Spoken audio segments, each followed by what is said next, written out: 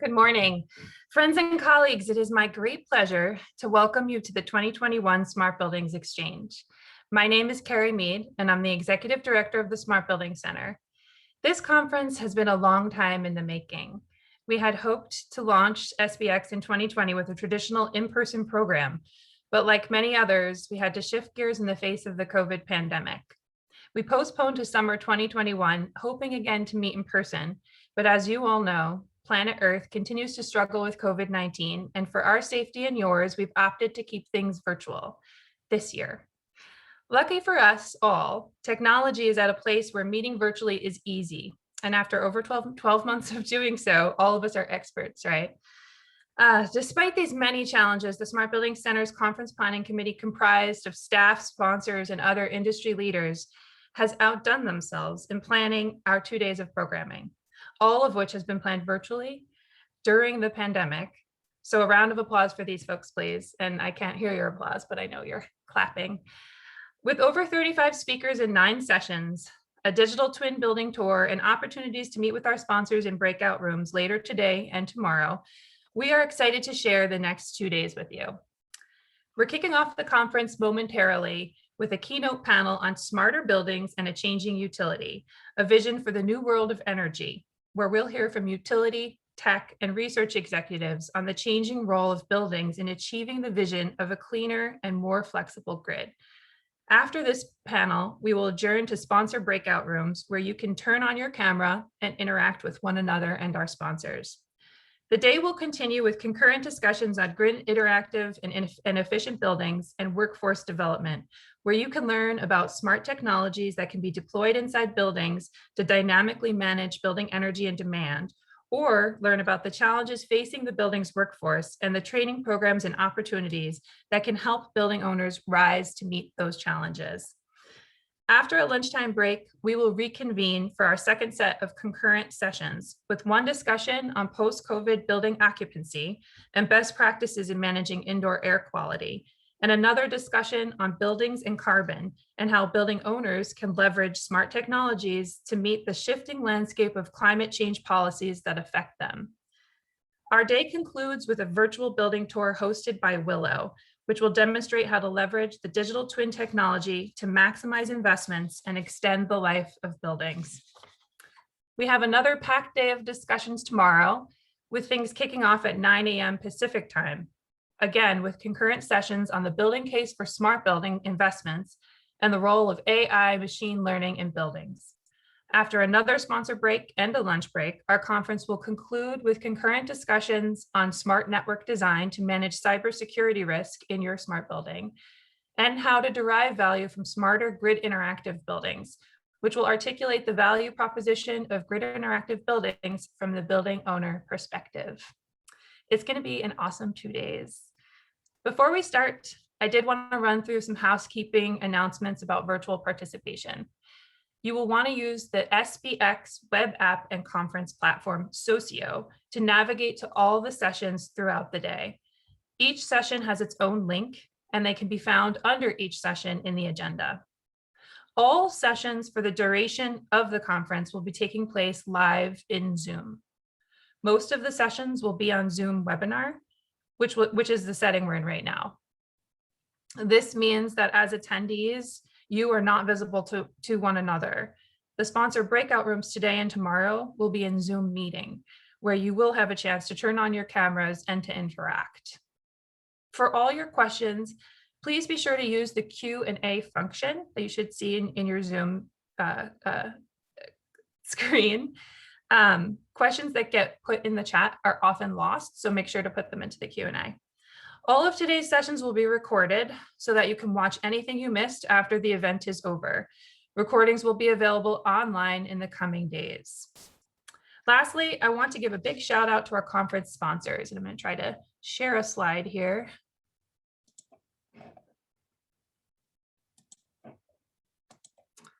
There we go. Big shout out to our conference sponsors: Microsoft, McKinstry, Seattle City Light, Puget Sound Energy, DB Engineering, Long Building Technologies, McDonald Miller, ATS Automation, BOMA, Seattle King County, Washington State Department of Commerce, and Belimo. Without their generous support, we would be unable to bring you this 2-day programming. So thank you.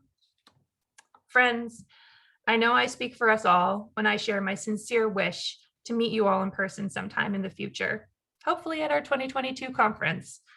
The work you do is changing the world, and it comes at a time when we need our buildings to be smarter, cleaner, and more efficient than ever before. So thank you for joining us today, and thank you for the work that you're doing. Without further delay, it is my pleasure to open this conference with our plenary keynote panel, Smarter Buildings in a Changing Utility, a Vision of the New World of Energy. In a moment, I will welcome Ash Awad, the Chief Market Officer for McKinstry, who will be our panel moderator.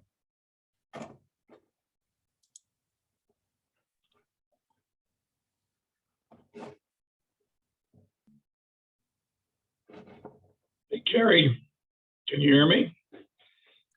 Yes, I can hear you, Ash. This is exciting, isn't it? It is, yes. It's a long time we've been planning this. That's wonderful. Well, we're looking forward to getting going with this panel. So is it okay if we start a little early, Carrie? We could, or I can switch to the slide or I have it up. Hang on one sec. There we go. We could leave this up while folks are joining in case people haven't joined quite yet, who are planning to witness your panel. If folks want to turn on their cameras and we can chit chat in the meantime, I'm open to that too, Ash. What's your preference? Well, I'd say let's just get started. I'm not sure what the count is, but my guess is we're probably pretty close. What do you think? Plus, the only thing people will miss will be my front edge discussion. It looks like we're still missing Emmanuel from Microsoft. But I would just say let's get started, and then I'm sure Emmanuel will join us. What do you think? Okay. Yeah, you're in charge, Ash. All right. Well, if maybe my fellow panelists would come off a video, that'd be awesome. I sure love technology. It's great. Hi, Mary, Deb, Ed. Good morning. How are you? Doing great. Yeah, thanks for joining, by the way. I developed this raspy voice for you all, so I hope this enhances the panel. It's a joke, Ed. I'm just joshing around here. Well, I have to tell you, I think we have almost 1,000 people that signed up for this panel, or for this entire 2-day session. 1,000 people from all across the world is what I understand. So that's a stunning number of folks that are going to be joining and listening in. And I'm looking forward to hearing from you all. We've got a climate crisis, an affordability crisis, and an equity crisis that are happening on a global basis. And the reality is that each one of these crises overlap and affect folks in very, very different ways. And if COVID taught us anything, it's that one little thing, one little disruption could affect the world, particularly affect the poorest and brownest folks across the world on a really monumental basis. So it's super exciting to be thinking about how we might come together and talk about kind of a reimagined energy value chain. In the past, the meter stood between the utility and the building. That may not be the way Mary and Deb, you think about it, but the reality is that there's a divide around the meter and a divide around the lease. And for us to solve for these big monumental challenges, we're going to have to think very, very differently about the energy value chain. Utilities are going to have to play a very different role. Buildings are going to have to get ever smarter. We're going to have to be able to interact in ways that we have not interacted with occupants. And, that, in my opinion, one might look back over the last decade and think that, for instance, the role of utility is to stand on the sideline. I don't agree with that. I don't say that because we have utility participants, but because I think utilities, building owners, occupants, operators, I think we all have to come together in ways that we've just never done before to solve for these monumental crises. For instance, we can't solve for the climate crisis without taking on affordability. We know that. And we have to think about equity as we're kind of making these bold and different changes. We can't do things that affect only those with wallet. We have to think about what are we doing to affect all that we serve. And so I think in many ways, reimagining the energy value chain is something that's going to require a vast level of different thinking. So today we're going to cover a few things. We're going to talk a little bit about real versus hype.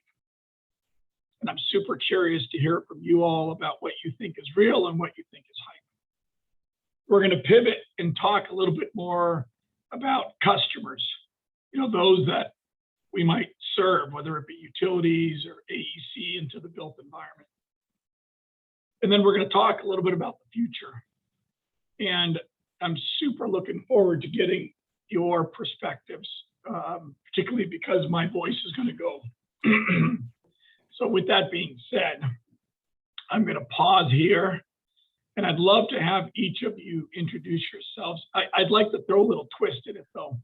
I think with 1,000 people joining, I know I've gotten a lot of notes via LinkedIn from a lot of folks that are new in their careers. What I'd really appreciate is if not only that you shared a little bit about yourself, but maybe share a little bit about how you started in the industry. I think that might be interesting for folks to hear, particularly those that are just early in their careers. So, hey, Deb, would you like to start? Sure, I'm happy to. Thanks, Ash, and it's great to see everyone and be here with all of you. So my name is Deborah Smith, and I'm the CEO and General Manager of Seattle City Light. I have been in my current role and in fact in Seattle for almost 3 years now, which is kind of crazy. And one of the things Mary and I'm fortunate to call Mary a friend. One of the things Mary and I have talked about is that we have both been leading, Mary even longer than me, we have been leading longer remotely in our current roles than we ever were in person. So I don't actually know that I'd be very good at my job if we were all in person again. So that makes me a little bit nervous. I got into the industry purely by accident. My background is in finance and accounting, and I wound up having a moment where I took a year off. I had 3 small kids at the time, and had the opportunity I worked for a company that went public. And so I had the opportunity to move myself out of a job and thought it would be a good time to do so. And I don't know, maybe 6-9 months in, my family voted and said, you're a better mom when you're not here all the time. And so I had a friend who was quite honestly a school bus friend, which meant we took our kids and they got on the school bus together. And she said, my husband works at the Eugene Water and Electric Board, and they're looking for a job share for one of their senior accountants. And I, I'd never thought about this industry. I didn't even know where the building was, but I thought, well, that sounds interesting. So I applied and got the job.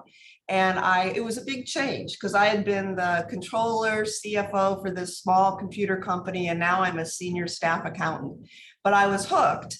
And although it was a job share, that was amazing because it gave me the opportunity to start increasing my involvement because I still had half-time availability. And I got in right as power trading was becoming a thing and becoming more of a liquid market. So I had the opportunity to work with EWEB, who had a trading floor, to stand up their first risk management programs, incentives for traders, et cetera.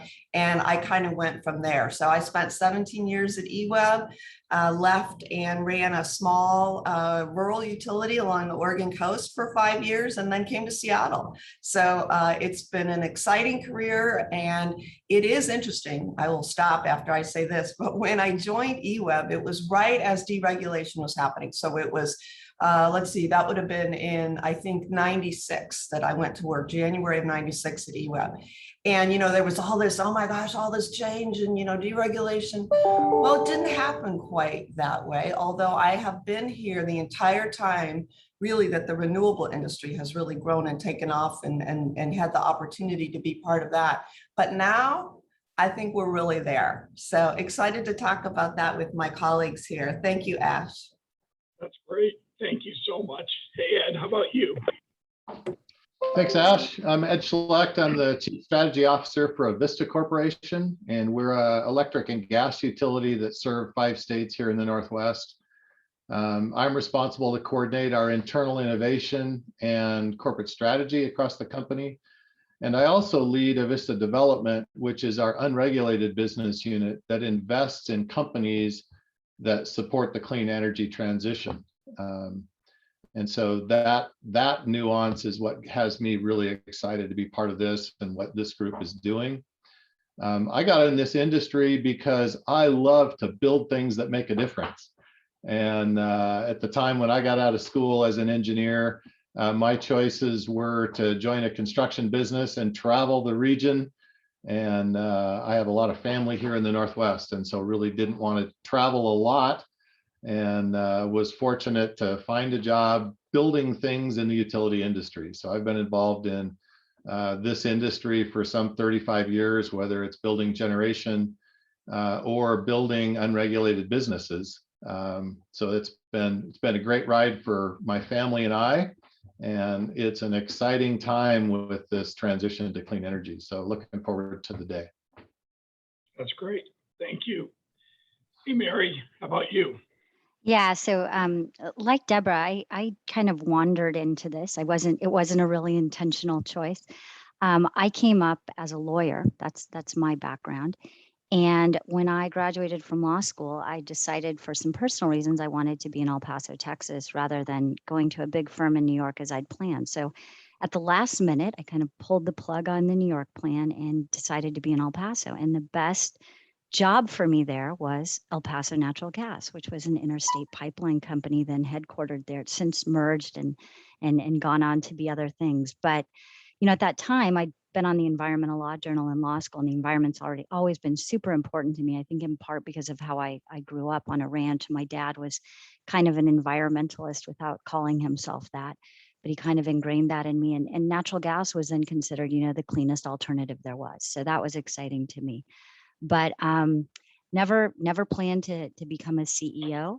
I think what happened is I always tried to work for people I respected and to do work that was interesting to me.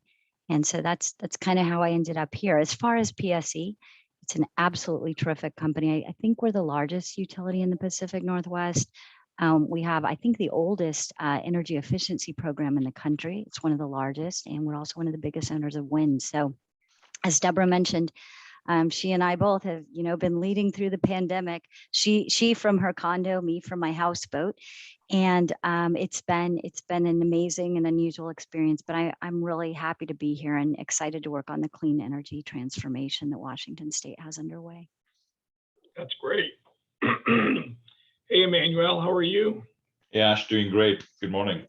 I'm sorry we got rolling without you. Thanks for joining. Absolutely. Hey, we're doing some intros, but I've asked a little twist here, which is, how did you start in your career? Yeah, sure.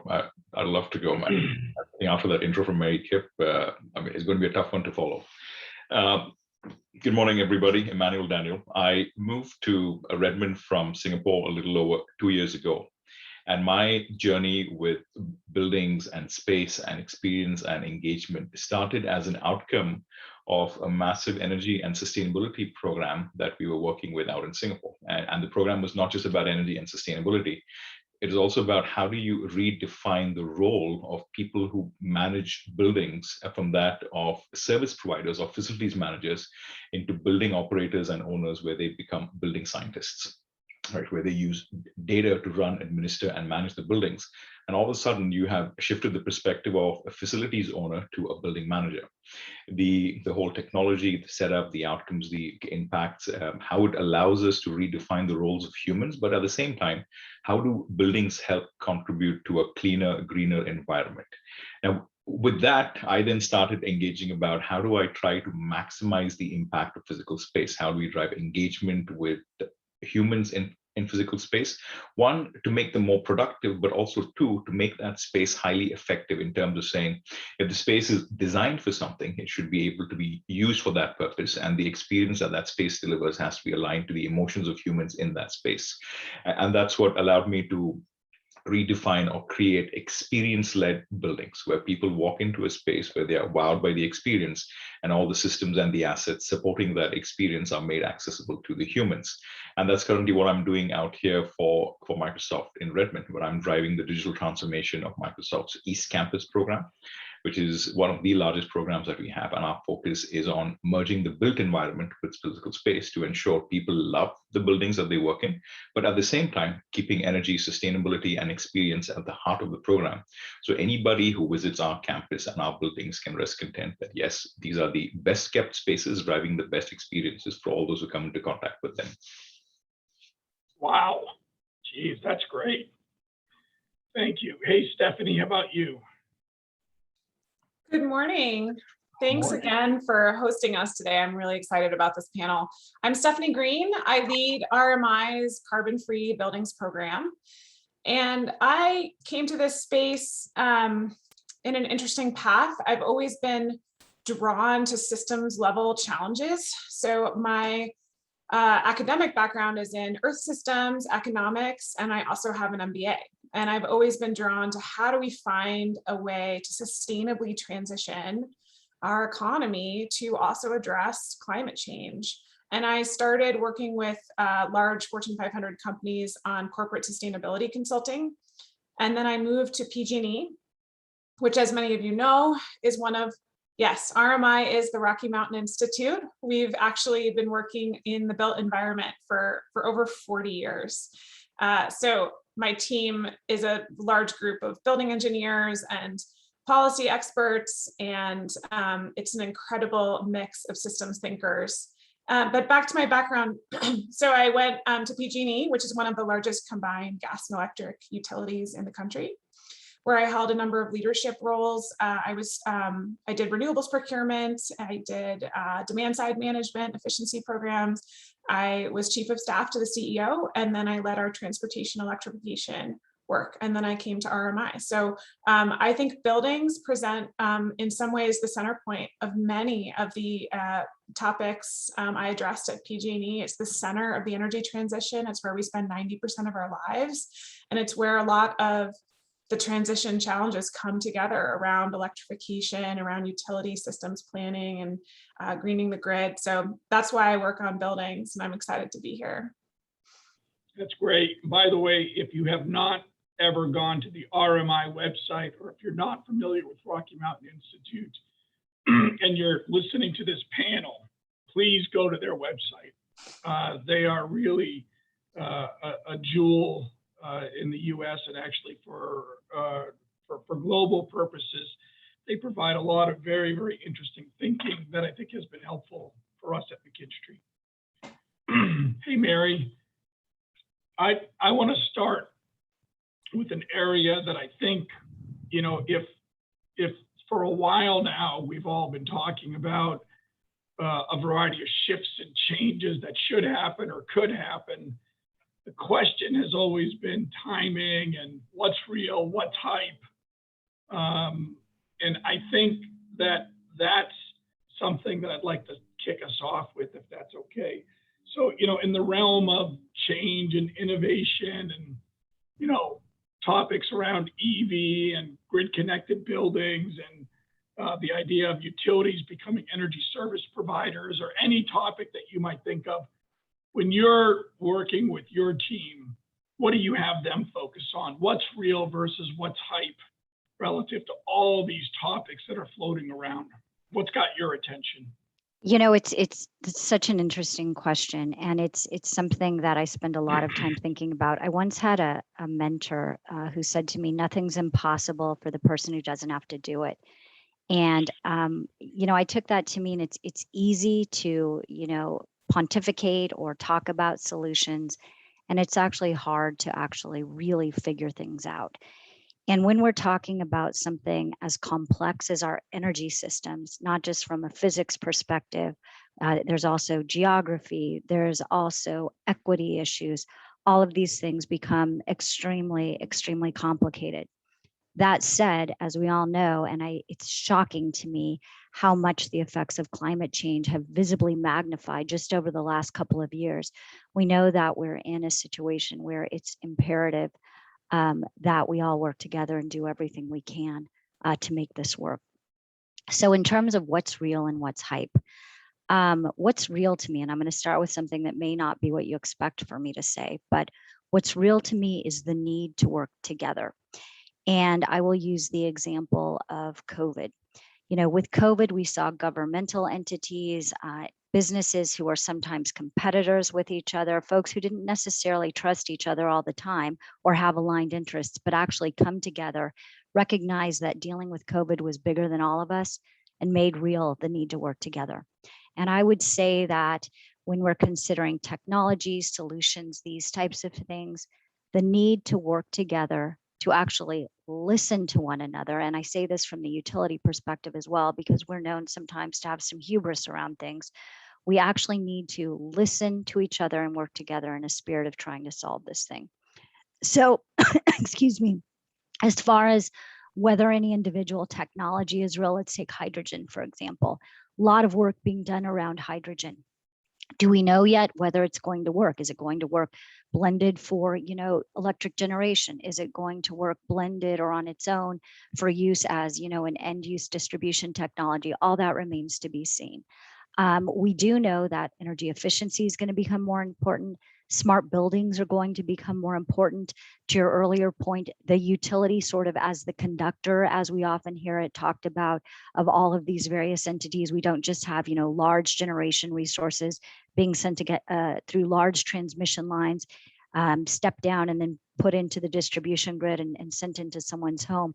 It's going to be, you know, the prosumer energy. We're going to see all of these things. But like I said, I think what's real is the only way we solve this is if we approach things differently than we have in the past. What that means is environmental groups, utilities, individual communities, we all need to come together and use our voices. And we have to at least try to have a little bit of trust as we start to work together. Because if we don't, it's going to be like a football match and people picking teams and picking sides. And meanwhile, the planet is burning. So that's what's real to me. Wow, that's really great. Hey, Ed, could you take on the same question, please? You bet. And I'm actually going to, you know, Mary, I like the way you framed that when you said, you know, it's hard to figure out until you do it. And it's easy to hype, and then you need to begin to do. And I hearken back. We remodeled a kitchen and we couldn't figure out what we wanted to do with our kitchen. And it wasn't until I took a skill saw to the cabinets that we began to figure it out. And as an engineer, that hurts, right? I need the answers before I start. But that was a great experience that taught me when you've got a vision, you need to begin to move. And so, you know, Ash, what's real versus hype? What's real is we're starting to see these things happen. And for Avista, we're starting to see them happen even here in Spokane. We've got a long history of innovation, and we've got an energy innovation lab now that we're, to your point, Mary, bringing together multiple parties in this lab to test ideas and to begin to do with a lot of great collaborators. You know, we've had great support from the Department of Commerce, from PNNL, Schweitzer, and others that are really helping to make a difference. You know, Ash, you listed things like EVs. We were happy to collaborate with the Washington Utility and Transportation Commission, and we got the nation's first EV charger pilot to get chargers in homes and learn how will they impact the grid and what works and what doesn't. Microgrids are more than theory now. They're becoming real. Just last Friday, we energized and islanded a microgrid here in Spokane in collaboration with Washington State University, impacting their buildings here in the Spokane University District. So you see a utility and a building operator collaborating. And for grid connected buildings, I think there's going to be a session tomorrow talking a little bit about the work we've done with McKinstry and others on the Catalyst building here in Spokane, a zero energy, zero carbon building that we're piloting, coordinating across the meter to align building systems with grid needs and engage occupants as well. So Emmanuel, I'm anxious to hear more about what you're doing. And then as a utility, we are just now launching an active energy management program to work as a utility on an active basis with building owners real time. That's kind of a blend of distributed energy resource management and energy efficiency. So, those are all in flight right now. We've taken the skill saw to the cabinets. We're starting to reconstruct, but we've got work to do. And we're learning as we go what's going to work, and it's worthy of attention now. It's, I think, no longer hype. Things are coming up out of the ground and taking shape, and so it's an exciting time. So what do you all think, Deb, Emmanuel, Stephanie, what do you think about why are utilities best at leading some of these changes? I know that we all have to do it together, to Mary's point. I love that point. Excellent.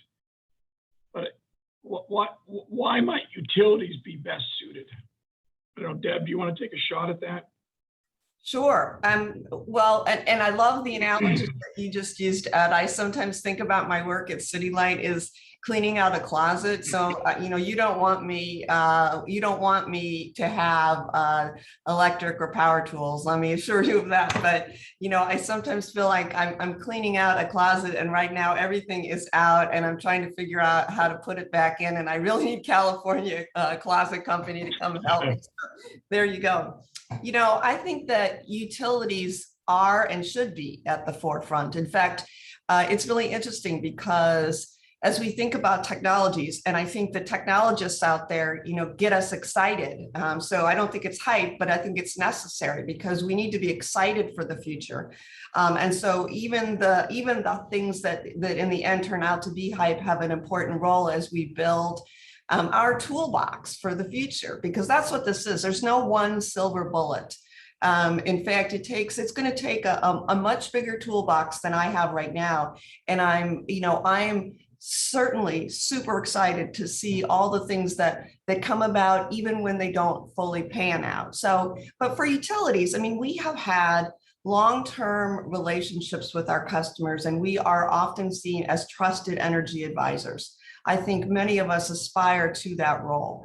And, I do tell folks that I work with, I tell my employees, we need to be on our toes because Google, Microsoft, you name it, they're in our space. And that's good because as monopolies, I think having that pressure and understanding that we don't get to keep doing things the way we've done them before is critically important. And inertia is a powerful force. So the collaboration that Mary mentioned is critically important. But again, we are the trusted advisors. We've been working with customers.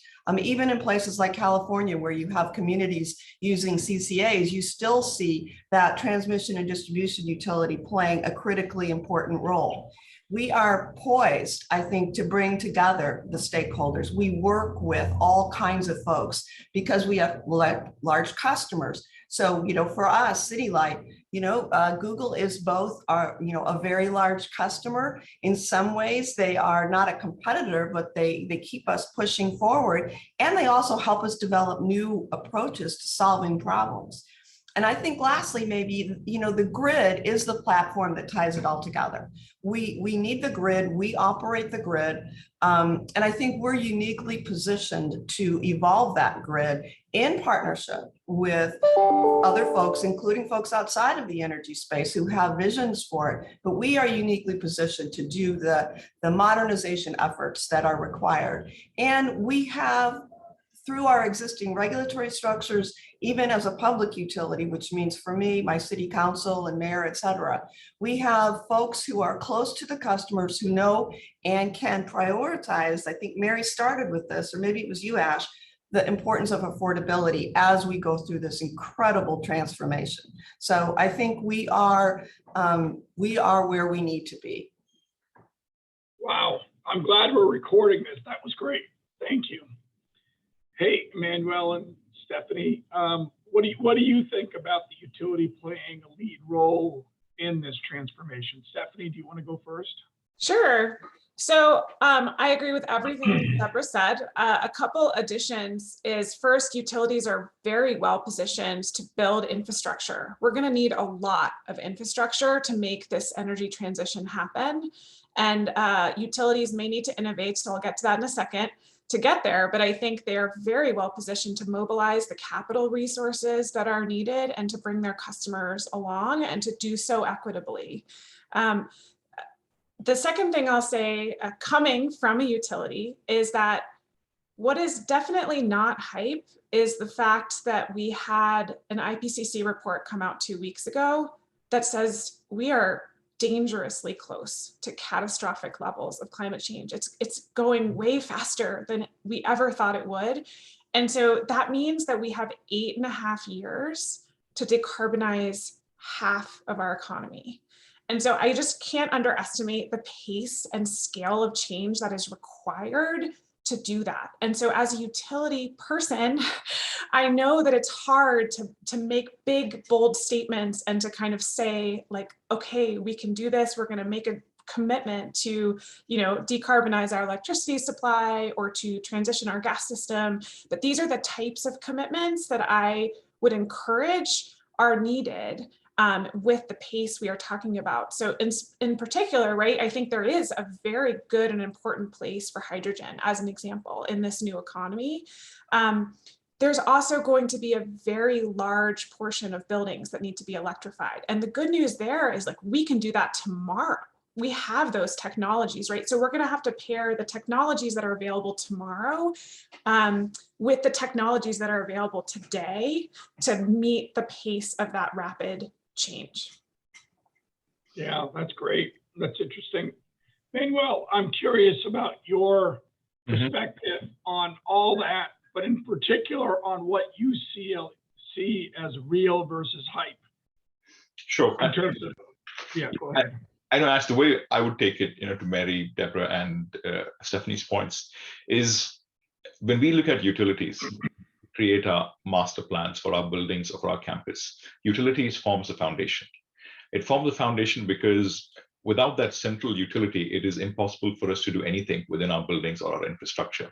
Utilities, for us, from the perspective of an occupant, provides the choice to say, if I have to have a great experience in that building, I'm going to choose the greenest, most sustainable form of power, electricity, and water that I can get. So by having that amazing experience, I'm not hampering the environment in which I operate. So the choice of utilities is extremely critical for us. That's why the empowerment of the individual to tell them, hey, I'm giving you all these experiences from the moment you wake up, the choices you make as to how you're going to get to our campus and how you choose what coffee you drink and what room you work in and what ambient environments you work at, without compromising the impact you have on the global environment. And that's what is key. If I can convey that message to the employee or any visitor that comes into my building, I've probably won 80% of that battle. The other part that comes into mind for me has always been on justification of the choice of utilities. And I'm going to choose a simple example. Your classic street lights today, which are there to provide light and shining for everybody so they can walk safely across the street, today, with the amount of network, with the amount of power that goes into them, are beyond just a lamppost. Those lampposts are inanimate objects that I can talk with. Those lampposts provide signage. They provide connectivity. And in certain cases, bring the community together in case of an emergency or a requirement. So utilities have transitioned from not only being foundational or core services, but elements that are used to delight the engagement of an individual in the cleanest and greenest possible way. And that to us as the owner of assets and buildings is important because I can now tell the occupiers that, guys, this building is sustainable, this building has the best experiences, but I don't compromise on any impact on the environment because I'm choosing the most sustainable form of utilities possible.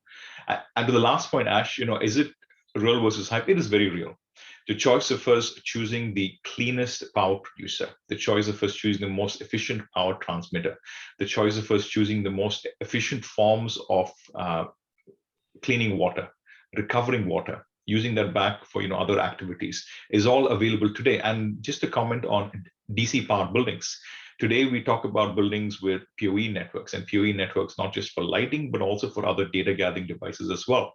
So the angle for us to say that why don't we make the entire building DC powered so I can have plug and play devices across the board without impacting the energy load profile of a building is also real for us today, and these are areas that we are looking at. Wow. Yeah, that's absolutely great. Well, let me ask one last kind of question in this area. The pace of decarbonization of infrastructure in general is happening very rapidly. I think we all acknowledge that, I think, based on the comments. One of the hot button topics is really related to how quickly can we move to electrify the built environment. Stephanie, you mentioned hydrogen. I think that there are a number of different technologies out there. I think that, natural gas has some role to play for some time period.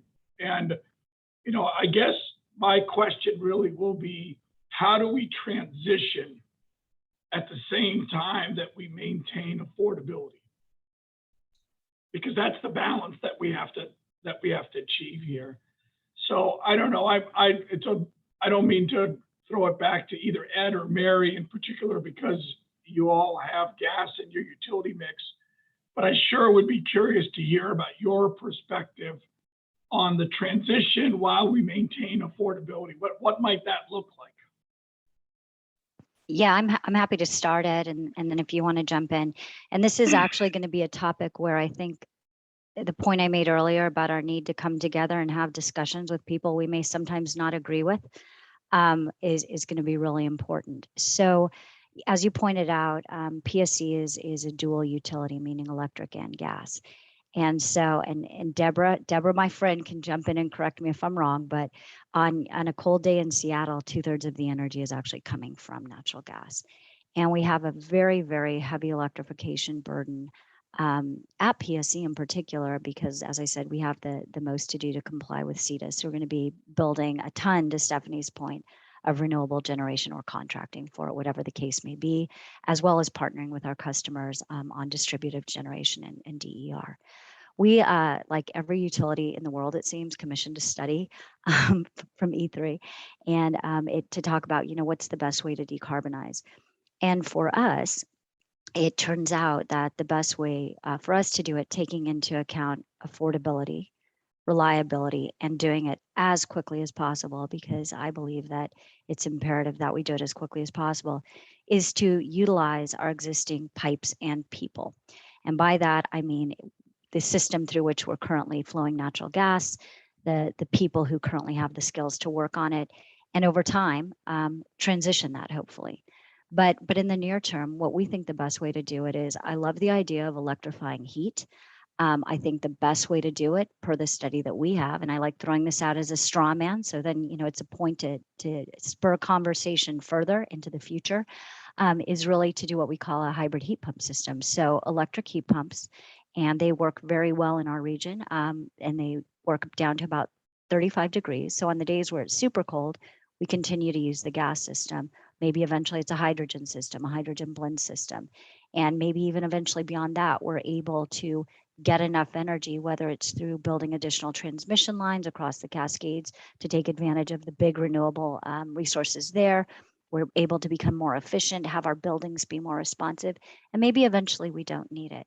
But my view is, given the timing it takes to site and build transmission and to roll out some of these things, we need to use our existing infrastructure for the time being.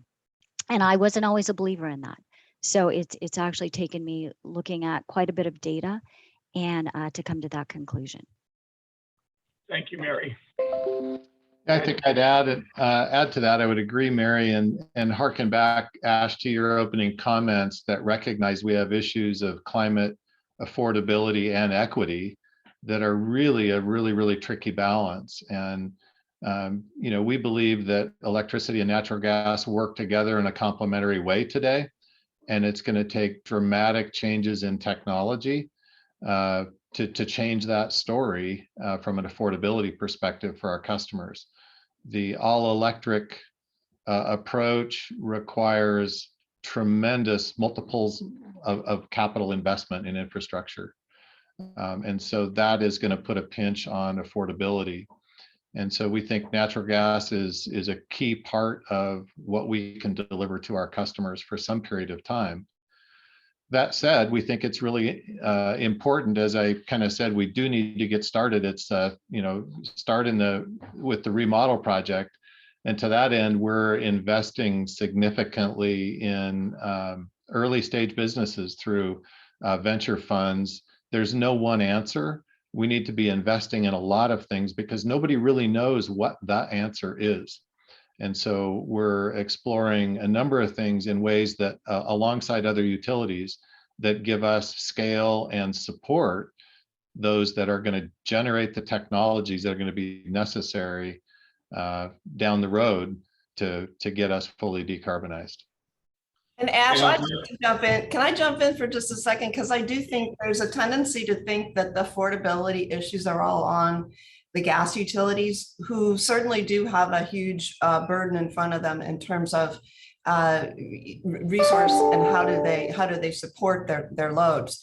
But I will say on the electric utility, as an electric only utility, it's just as big of a challenge. In fact, in some ways, especially as a public utility, one of the key tenets to public ownership versus investor-owned utilities is that, how rate making happens, who approves rates, and how close those folks are to the end user. So the public model is awesome in that you have speed and agility and you can get things done much quicker in a regulatory way. But it also means that people that are approving rates are primarily elected officials. So they are elected folks. And when you have a city like Seattle where affordability and homelessness are so important and such an issue, it's really hard to understand or to get behind or to support the kind of capital investment that would be required or that will be required for us to begin to take on increasing amounts of load from PSE or,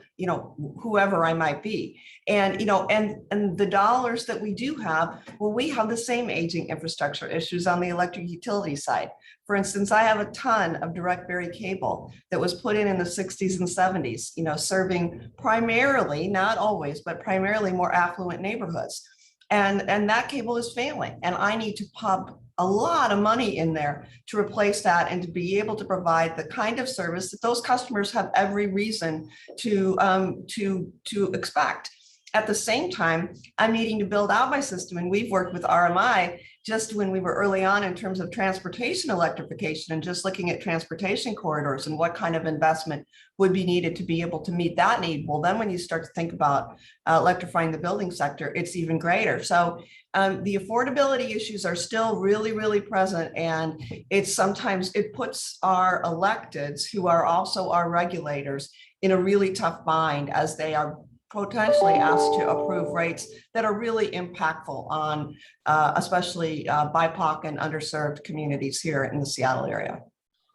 I'd also love to jump in, if that's all right, Ash, on this one. As you can imagine, I definitely have looked at a wide variety of studies on the deep decarbonization transition for utilities. And Mary, would love to talk to you and Ed offline about this, but we do not agree with the results that you've shared. I'll start with new construction. So all electric new construction, hands down, is just more economic than mixed fuel construction, especially in Seattle. Our results found, $4,300 more for a customer to build a mixed fuel home than it is to build an all electric one. And that helps the utility.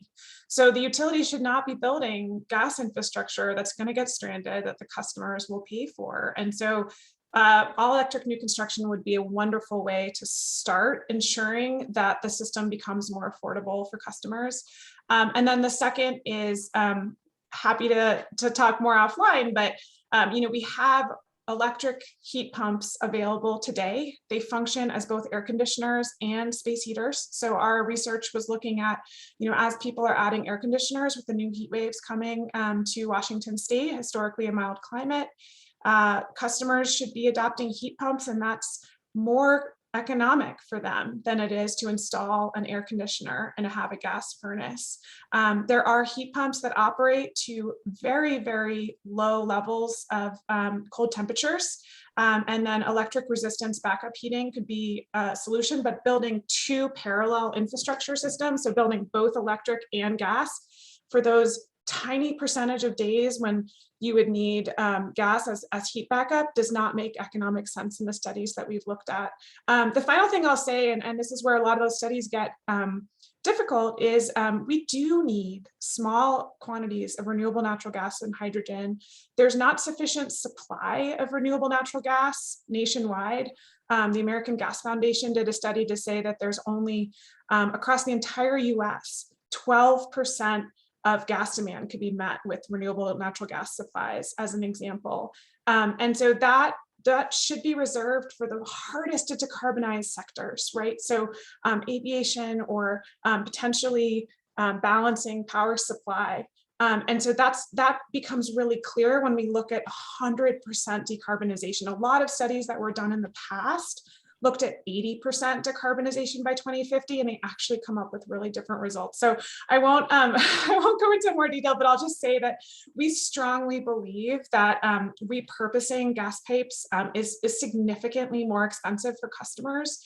Gas utilities spent $21 billion on gas infrastructure over the past decade. That was 4 times what they spent a decade prior. That's all getting paid for by customers. And we believe instead that you all should look at how do you repurpose your business model to manage that transition, and then to invest in the technologies that we do need for this future, because there are so many, and so much of your capital assets could be used towards those technologies. Yeah, well, and I think this is great. And I think it's to maybe Mary's point and everyone's point relative to differing perspectives. To solve for the challenges ahead, I think that, Mary, your statement could not have been better at the start when I asked you about real versus hype. And you said, well, we got to come together differently. And I think, Stephanie, your comments are aligned with that. You're saying, hey, I've got some different perspective here that I'd love to share. And I think that's what it's going to take. And so thank you all. And I want to move on to something that I think maybe we have all alluded to a little bit, although I know that infrastructure isn't just about the built environment, but since we're part of a smart building exchange, let's talk about buildings. And let's talk a bit more about end user customers in the built environment. Emmanuel, let me start with you. You know, there are a lot of smart building strategies. I don't know, let me raise my finger so you could see. Smart building strategies, was that better? Mm-hmm. That are being deployed, and you just articulated a bunch of them. You know, hey, we've got to get our people happy. We got to figure out how to wake them up in the morning, because they just don't get up in the morning. And I'm not just talking about Microsoft employees, of course. You know, we got to get them to the office, get them a cup of coffee. You got to do all that stuff for them. Mm-hmm. So how does all that work truly relative to smart building tech and the topic around smart buildings, and how do you balance all that? Because you made reference to it. I love that reference, what you said. We got to do all that, and we got to be mindful of the bigger good. Mm-hmm. So how do you balance all that? How do you get the right technology and that won't get disabled? How do you get it to work so it's actually enabling productivity or health or well-being or indoor air quality benefits at the same time that you're not creating so much complexity that it just gets disabled and you lose sight of really what you're trying to accomplish relative to broad sustainability goals? I mean, sure. So let me start by saying that, you know, it's not It's not that complex. It's actually, fairly straightforward, and I'll tell you why. For us, having a smart campus is very simple. We said we have to build a campus that is connected, secure, accessible, and sustainable. Because anything that we build must be made available to everyone and anyone, irrespective of what the circumstances may be. With that in mind, we started looking at a building and saying, hey, buildings have always been collecting data. There is no building today that does not collect data. The challenge has always been, do we use that data for the benefits of the occupants of that building and for the operators of that building? Buildings as a whole have 20 to 30 subsystems that go inside them that don't speak to each other, that don't talk to each other. So what we said was, how do we engage the occupants in the building to create amazing experiences? And experiences, to your point, Ash, when you spoke about indoor air quality. Indoor air quality today has become extremely important for us because we are looking at safe and healthy buildings. Safe and healthy buildings are critical as we start opening them up, because I want to assure the employees, the visitors, and guests that come into our property say, hey, this building is clean. We've done all that we can to ensure that we're at the highest standards of cleanliness, and the air in these buildings is purified and clean so you don't get sick. How do you do that? All that is made possible through building an underlying data infrastructure. And this is where the challenge comes in for us. You can overload a building with tons of devices and sensors, but all of a sudden you notice your energy load profile of the building goes out of order and say, whoa, hold on, I'm doing all this, but I'm no longer sustainable. Finding that balance between the occupants in the building and the experiences that they desire, so that you meet your sustainability and your power consumption goal, is the challenge. And that's what we're constantly juggling. And to drive to that, we start looking down on what matters to the occupant and what matters to the owner. As a person who provides the services, I would like to maximize the effectiveness of space, because any space that goes unutilized, I waste power, I waste utilities, and I waste good, valuable real estate. So I would like to get occupants to use every inch of space that I have. For an occupant, it's about, what do I want? I would like to work near a window. I would like to work in this type of setting. I would like it to be cold. I would like it to be warm. I would like all the AV equipment in the room to magically work as soon as I walk in. All that is made possible through the multiple systems that are there in that building.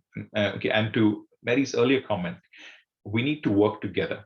So if you take that context to a building, you got 30 or 40 different people with multiple systems in that building that need to work together to create a single unified experience, as simple as a person walking into a building securely, finding the room that they want to go to, connecting to the devices in that room, meeting the people that they want, and going back home safe, healthy, and secure at the end of the day. So that entire journey requires tons of data that needs to be captured. So identifying what that data is, identifying how that system captures that data, safely, securely processing that data, and exposing that as a service while being sustainable and accessible is what we're driving towards. And that's where the whole service prioritization and the engagement of the occupant comes in. Because ultimately, if I build a service that nobody wants to use, I have failed. If I build a service that anybody, and not only Microsoft employees, but visitors, guests, and partners, because we get them all the time, love to use, and they say, hey, you know what? Let's go to the Microsoft office today because they have this amazing, cool building that gives me exactly what I want. That is what we call success. Engagement of the users to use our properties while ensuring we don't harm or hamper the environment in any way. Yeah, that's great. Well, I love all your points. I want to pivot here to Stephanie in a second on a similar question. But I would say that your point, the one that I really appreciate, is in the built environment, data is locked up and it's very difficult to unlock. So to your point, if we can unlock data, organize it, democratize it, act on it, we can change behaviors. And I think that's something that's been completely missed in the built environment. Too many widgets, not enough focus on the information that's already flowing. Hey, Stephanie, I love what Microsoft is doing. They have capabilities that are maybe beyond many building owners. What are you seeing relative to making buildings ever more intelligent in general? What kinds of things are you seeing building owners do? Sure. Well, yeah, I'll talk at the general level, which, I think it's important to remember that all of the kind of regular things that we've been encouraging building owners to do for years are still highly applicable and can save a lot of money in the near term. So I'm talking about demand charge management, efficiency, demand flex. So, building owners can usually save significant portions of their energy costs just by employing measures like that. Electrification, when paired with grid interactivity, is something that we have been looking at a lot lately. So just for context, a grid interactive efficient building is, we call it a GEB. And that's the future that we see there, is a building that's continually optimizing its energy use. So it combines efficiency measures like LED lighting and electric heat pumps that are efficient, high performance windows, and then smart technologies like solar and storage, integrated building controls, so that the GEB building will interact with the grid to continuously manage its demand. And that will help us as we electrify these buildings, because it will help us to reduce demand charges for building owners.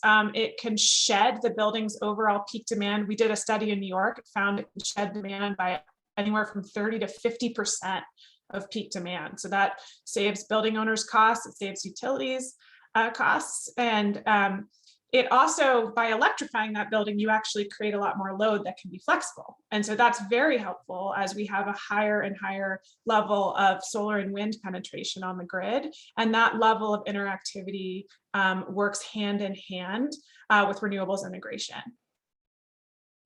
One of the things that I'm curious about and I'd like our utility friends to answer, maybe be prepared to answer this question.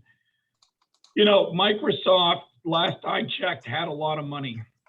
And I didn't check your bank accounts today, but if you wanted to do something like you're doing, you could do that. And there are some building owners that can actually find the funds to invest.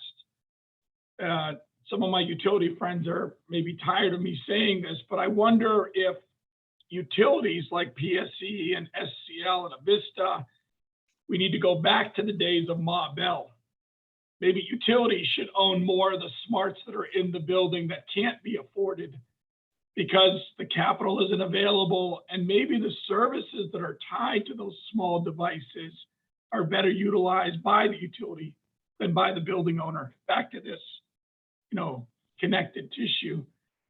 So what do you think? Are utilities considering, are you all thinking about owning more? Mary hated the question. She left. She hated the question so much, or at least she disappeared. Are you all thinking about owning more of that equipment in the buildings? Mary's back.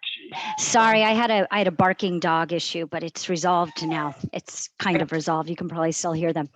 I actually love that idea. I love the idea of utilities owning some of the equipment in the building, provided that's what the building owners want, in part because it can be such a phenomenal and effective part of the system. And as you pointed out, I think so well, Ash, is that it also provides a lot of benefits to our other customers as well, right? And I think Stephanie mentioned that too. It's not just the building owner that benefits from these so-called smart buildings, but it's the entire system. So I think that's great. I wanted to make a point around that I think is really important today, because we are talking about utilities, and that's regulation. And our partners in everything that we do as regulated entities are our regulators. And so we need to make sure that we are discussing with our regulators, how we can make these things happen, how we can have appropriate tariffs on these, how we can incent customers to do these things. Because sometimes I think customers like Microsoft get very frustrated working with utilities, as would I, because sometimes we move at what seems like a glacial pace, just because we have to kind of say, mother may I, to our regulators before we can do anything. So I think that's something else that we need to partner on, is really getting together to talk to regulators about what changes we need to be able to drive these things. And in some cases, it's also a legislative change. And in these cases, just like the law that we saw passed this last legislative session in Washington State, that I think is going to really phenomenally help, especially our low-income customers, others, really help us on the green energy transition. We need to be proactively talking about those things as well. Yeah, I would come at it slightly differently as a public utility where I don't have the same incentive for capital investment as perhaps Mary does. And so I don't necessarily assume that I have access to capital that isn't available to, say, Microsoft or someone else. But what I do think is that in general, all of us are blurring that line. So that line of demarcation that says you never go beyond the meter, I don't think that's valid anymore. I think to the extent, and again, I come at it from there has to be a public purpose to even my lowest earning customer for investment I might make in someone else's structure. I think though, smart buildings represent huge opportunities going forward, both from a as we think to the future, from a power quality perspective, from a demand response and load shedding perspective. But I even think about it, and I'm just speaking as Deborah Smith here, not the city of Seattle, and we've talked about this before, but I love the model, for instance, that in Seattle, Seattle Public Schools leases their school buses, I believe. They don't own them. So that meant they were not able to take advantage of monies that Electrify America was making available for school districts to move to electric buses. And yet we know that school buses in a vehicle to grid environment represent an important source, a potentially very important source of power that is largely dispatchable. So it's a battery that really is dispatchable because those buses are being used for very short periods of time during the day. Well, what if I bought the buses? So I think about that. What if I bought the buses, leased them to the school district, and now I just purchased a power plant? And so those are the kinds of things I start to think of, because in that instance, there is a huge benefit to my customers, because it would be essentially a virtual power plant that has peaking capacity. So I think there's huge, as we continue to evolve this notion of smart buildings, but remember, smart buildings really are only smart if they're connected to a smart grid. And that's where you're looking at huge capital investment for all utilities. So, really an interesting challenge and an interesting equation to solve. Yeah, that's great. Ed? Yeah, I just think I'd underscore, Deborah, your point there that smart buildings only make sense when they're connected to a smart grid. It's really extending the unlocking of data that you talked about, Emmanuel. It's the operator and the occupant, but it's also the utility, and that meter needs to no longer be the barrier to data flow, but a gateway to data flow, so that the actors on both sides of that meter can begin to make optimal decisions that apply broadly. And so, Ash, your question about utility ownership of customer side assets, it's an interesting one, and Mary, to your point, highly subject to regulatory support. But that only works when we learn to share data through that meter point, that the impact on the grid of the building and vice versa, that we've got two-way data flow, that then we can be intelligent with what's going on in the grid and what's going on in the buildings. And Ash, you asked earlier about, is the utility in the right position to lead the charge here? And I think really we are, because we have the unique, Emmanuel, you tipped into it, that, the utility is the platform. And we have the diversity of customers and uses that our job is to arbitrate, if you will, the impacts and opportunities for each of those nodes on our network with a systems look at how do we do this optimally. And that requires nothing but collaboration. So it's a tall order, and we're excited to be part of the solution. Yeah, that's great. Well, let's do this. We've got 5 minutes left, and there's a few questions that I think are either popping up in the chats or popping up in the Q&A. I would ask the panelists, maybe if you get a chance, take a look at those questions, and if you've got some responses that you could offer up, go ahead. I've tried to meld the questions and the questions I've asked to see if we can scratch some itches without saying, here's a question from the audience. So we might have hit some of the questions already. Let me get into the last bit of questions that are really about the future. and mostly related to future planning. I guess I wonder, whether you're sitting in Emmanuel's seat, you're thinking about the future, or whether you're sitting in Mary's seat thinking about the future. How do you plan for the future right now? Is it more certain, even though there's a lot that we're working on together and a lot of collaboration? What are the kinds of things that when you think about the next 5 years, you consider to be certain, and therefore they become parts of your strategic planning process? And what are the things that you're wondering about still that need to probably be considered as you're thinking about the next 5 years, particularly as it relates to buildings and grid interactivity? I'm happy to start, Ash. Okay, great. From my perspective, one thing that is absolutely certain is we have to decarbonize. And at PSE, we're doing it in a couple of ways. One is we have the Clean Energy Transformation Act on the electric side, but we have also made a voluntary commitment to decarbonize all of our operations by 2045. And I realize 2045 seems a long way out there, but most of it hopefully will be done by 2030. And that includes our natural gas system. So we have a beyond net zero commitment. Part of it is CETA compliance. Part of it is doing what you're talking about today, which is helping to find ways to partner with our customers to help them decarbonize their operations. And then the third tranche is how do we decarbonize our pipes and our people, use that existing infrastructure, at least for the time being, until we're able to further electrify. And my belief is that's years down the road. The other thing I know that's certain is that we need to be letting more voices be at the table. So under the Clean Energy Transformation Act, CETA, we are actually required to have stakeholder groups. It's called an equity advisory group. And instead of just letting kind of the so-called experts come in or doing things in a way that sometimes can be somewhat confrontational, we're actually going to let everyone have a seat at the table and discuss the implications, both in terms of types of energy we use, citing that kind of thing.